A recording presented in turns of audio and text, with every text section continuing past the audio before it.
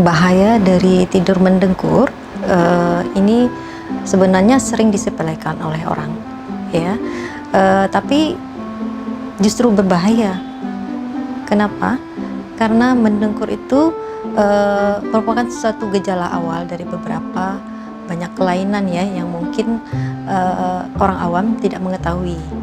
Mungkin mendengkur dalam fase ringan itu tidak akan dikeluhkan. Tapi kalau mendengkur yang sudah mengganggu, itu akan membuat tidak saja lingkungan orang di sekitarnya tidak nyaman, dan juga bagi diri yang mendengkur tersebut. Mungkin kejadian mendengkur itu akan berakibat bagi terhentinya nafas dari seseorang dalam beberapa detik. Hal ini sering kita temukan pada beberapa kasus. Contohnya pada kasus-kasus di bagian THT, yaitu adanya sumbatan di daerah orofaring, di mana di situ mungkin ditemukan adanya pembesaran dari amandel, atau juga mungkin ada uvulanya yang turun sehingga menyebabkan sewaktu nafas yang masuk ke dalam rongga mulut itu terhalang sehingga menimbulkan suara pada saat tidur. Jadi sangat berbahaya apabila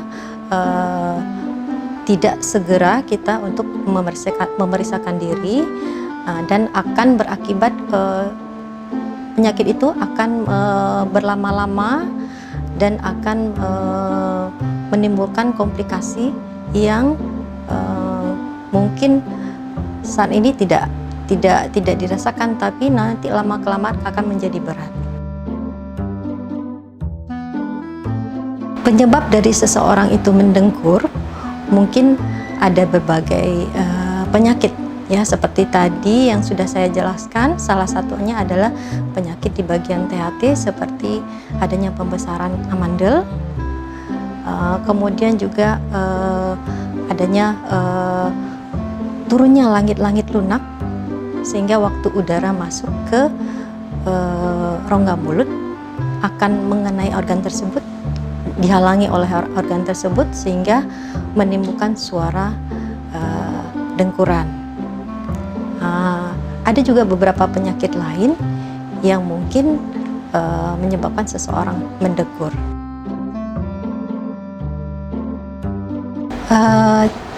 Kita ciri-ciri secara kalau dia tidak tidur mungkin tidak bisa kita lihat, ya. Namun ada beberapa kelainan anatomi yang bisa kita lihat dari wajah seseorang yang bisa menyebabkan seseorang itu mendengkur. Seperti mungkin dari adanya kelainan kraniofasial, artinya di kepala dan wajah dengan rahang yang kecil, ya, rahang yang kecil. Mungkin kita bisa memastikan mungkin dia ini akan tidurnya akan mendengkur. Kemudian kalau yang lainnya mungkin kita tidak bisa melihat, kita akan mengetahui melalui pemeriksaan. Misalnya tadi seperti adanya amandel yang besar, atau adanya langit-langit lunak yang turun, atau ada saluran nafas atau trachea yang sempit. Itu yang kelainan-kelainan anatomi yang mungkin bisa menimbulkan suatu keadaan seseorang mendengkur. Untuk pengobatan memang banyak sekali yang bisa kita sarankan, ya. Mungkin salah satu yang sederhana, orang mendengkur itu mungkin karena kelelahan. Itu yang sangat sederhana. Mungkin mendengkur yang ringan itu disebabkan oleh karena kelelahan. Jadi kita pastikan bahwa seseorang itu tidak istirahatnya cukup, artinya pekerjaannya tidak terlalu berat.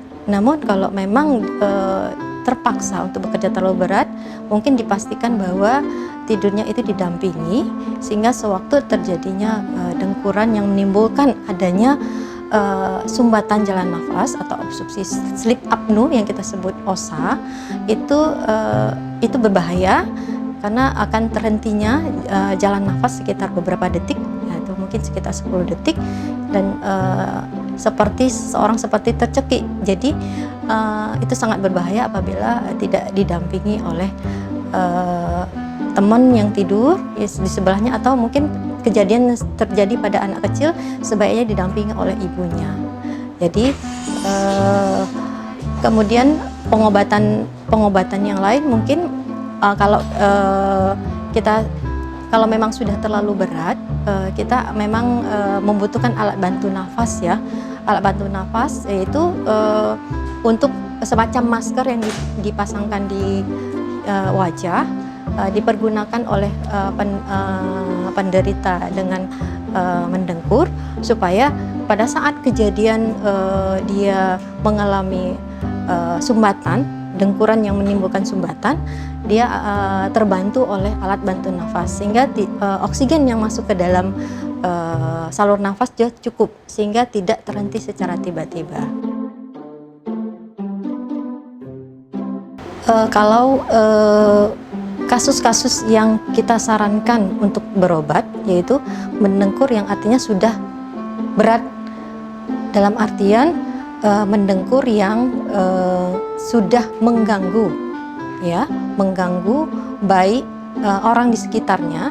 Jadi awalnya memang yang terganggu itu orang sekitarnya, kemudian mendengkur yang memang sudah mengganggu bagi diri si pasien itu sendiri, artinya sudah sangat berat sehingga menimbulkan sumbatan jalan nafas, yang artinya terhentinya jalan nafas beberapa detik sehingga menimbulkan keadaan seperti tercekik.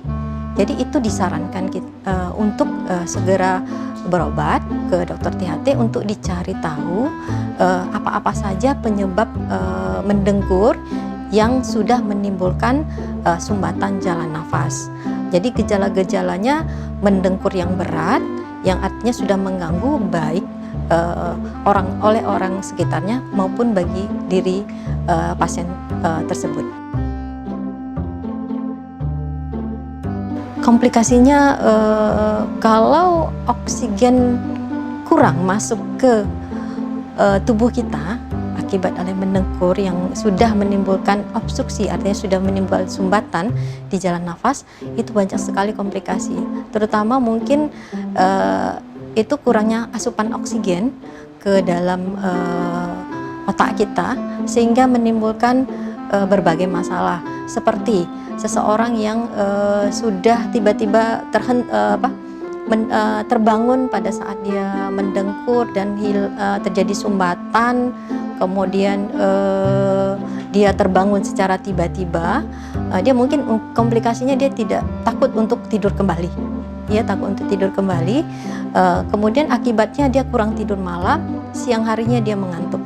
Nah, itu komplikasi yang mungkin sering terjadi pada individu saat ini. Mungkin ya banyak sekali orang yang dengan keluhan mendengkur. Mungkin komplikasi yang lain seperti karena orang mendengkur itu biasanya pada saat tidur itu bernafasnya melalui mulut, itu terjadi mulut kering, ya, mulutnya kering. Kemudian komplikasi yang lain mungkin mudah terjadinya infeksi, ya, infeksi karena bernafas melalui mulut. Kemudian kita tahu di organ-organ di mulut itu banyak sekali. Apabila terjadi infeksi mungkin menimbulkan infeksi-infeksi di organ, seperti ada organ-organ di dalam mulut seperti adanya amandel. Itu akan berakibat menjadi komplikasi yang membutuhkan penanganan di bagian THT. Mungkin untuk tips mendengkur ini sebenarnya kita tidak sadari, ya, tidak sadari karena berbagai faktor. Pertama mungkin yang tidak bisa kita rubah adalah faktor anatomi. Faktor anatomi, jadi kita tidak mungkin bisa mengurangi bahkan menghilangkan, Jadi tips kita mungkin ya, seperti tadi, menjaga jangan sampai terlalu lelah ya. Lelah karena kita tahu kita gampang mendengkur. Mungkin supaya mendengkur yang tidak menimbulkan sumbatan jalan nafas, kita sarankan jangan kelelahan.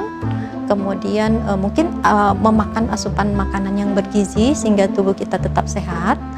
Kemudian berolahraga yang mungkin ringan, olahraga ringan yang bisa melatih otot-otot jalan nafas kita, sehingga sewaktu tidur aliran nafas yang masuk ke dalam rongga jalan nafas itu dari hidung dan dari mulut itu tidak menimbulkan suatu sumbatan atau menimbulkan suatu dengkuran.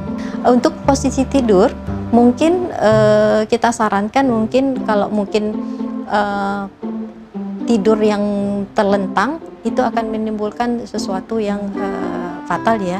Kita sarankan mungkin miring ya, miring supaya kita seperti kita umat Islam mungkin miring ke kanan, itu disarankan supaya memang berbagai macam keuntungan yang akan kita dapat. Baik itu aliran nafas bisa menjadi lancar, kalaupun mungkin terjadi dengkuran atau bahkan sampai terjadinya sumbatan jalan nafas, itu bisa dengan cepat kita bisa terbangun dan kembali berusaha menarik nafas sehingga kita tidak terlalu lama kekurangan oksigen di dalam darah kita. Terima kasih atas sesi tanya jawabnya. Salam edukasi.